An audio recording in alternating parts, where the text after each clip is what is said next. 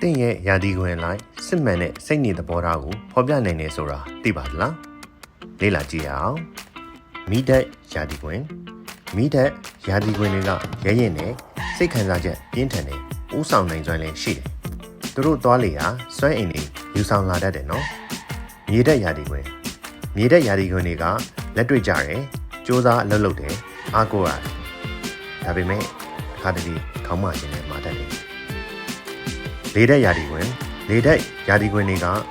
လူမှုဆက်ဆံရေးကောင်းတယ်ဉာဏ်ကောင်းတယ်အကြံစီအသစ်တွေအမြဲရှိနေတယ်သူတို့ကနည်းနည်းတဲ့စကားပြောဆိုမှုတွေကိုနှစ်သက်တယ်ရေဓာတ်ယာဒီခွင်ရေဓာတ်ယာဒီခွင်တွေကစိတ်ခံစားမှုပြင်းထန်တယ်ဉာဏ်ပညာအမြင်ရှိတယ်တီထွင်ဖန်တီးနိုင်စွမ်းကောင်းတယ်သူတို့ကအရာရာကိုနက်နက်ရှိုင်းရှိုင်းခံစားတတ်တယ်အခုပြောပြပေးသွားတဲ့အကျဉ်းစရိုက်လေးတွေကကိုယ်စာသားခွင်နဲ့ကန့်ညီတယ်လို့ထင်ပါသလားအောက်မှာမှတ်ချက်လေးရေးပေးတော့ပါအောင်ဗျ